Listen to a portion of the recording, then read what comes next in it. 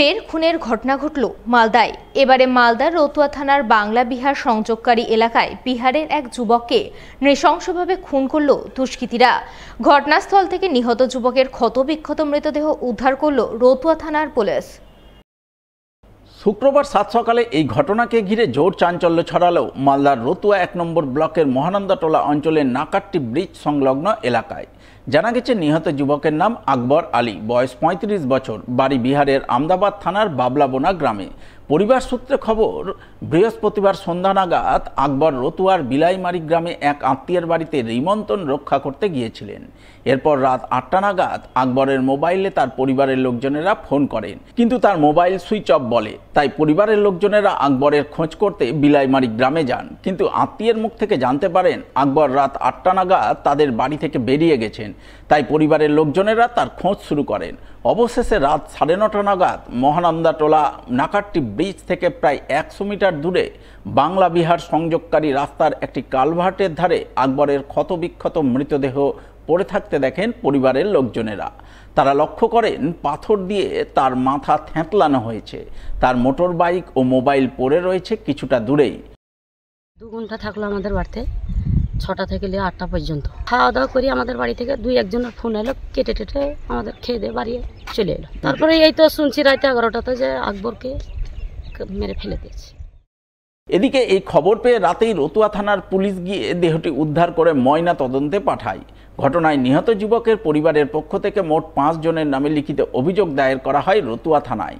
তার ভিত্তিতে বিহারের আমদাবাদ এলাকার এক যুবককে পুলিশ আটক করে বলে খবর। খুনের কারণ সম্পর্কে পরিবারবর্গ কিছু জানাতে না পারলেও প্রাথমিক তদন্তে পুলিশের অনুমান রাস্তার কাজে বালি পাথর সাপ্লাই নিয়ে গন্ডগোলের জেরে এই খুনের ঘটনা ঘটেছে।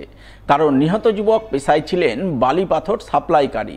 তবে ব্যবসা সংক্রান্ত গন্ডগোল নাকি অন্য কোনো কারণে এই খুন, তা জানতে তদন্ত চালাচ্ছে রতুয়া থানার পুলিশ। মালদা তৃণমূল নেতা বাবলা সরকার খুনকাণ্ডের প্রায় ৭ মাস পর আদালতে আত্মসমর্পণ করল খুনকাণ্ডে অভিযুক্ত বাবলু যাদব।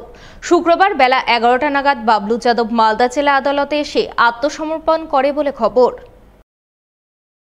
উল্লেখ্য, গত ২রা জানুয়ারি প্রকাশ্য দিবালোকে নিজের ওয়ার্ডেই খুন হন মালদার তৃণমূল নেতা তথা ইংরেজবাজার পৌরসভার ২২ নম্বর ওয়ার্ডের কাউন্সিলর বাবলা সরকার। দুষ্কৃতীরা তাকে তার ২২ নম্বর ওয়ার্ডের মহানন্দাপল্লী এলাকায় প্রকাশ্য দিবালোকে ধাওয়া করে পরপর একাধিক গুলি চালিয়ে খুন করে।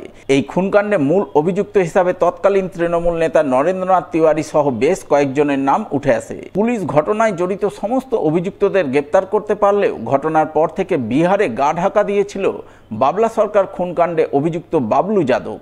তাই পুলিশ তাকে ওয়ান্টেড ঘোষণা করে তাকে ধরিয়ে দিতে পারলে ২ লক্ষ টাকার পুরস্কারও ঘোষণা করে, কিন্তু তারপরেও সে ধরা পড়েনি। অবশেষে শুক্রবার খুনকাণ্ডের প্রায় ৭ মাস পরে পলাতক বাবলু যাদব নিজেই মালদা জেলা আদালতে গিয়ে আত্মসমর্পণ করে বলে খবর।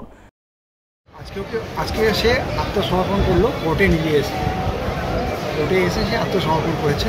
এই একই যা মামলা আছে,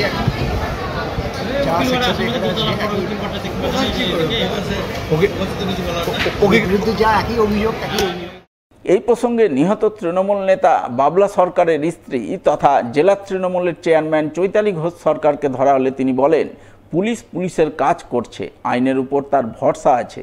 আশা করছেন খুনকাণ্ডে দোষীরা শাস্তি পাবেন।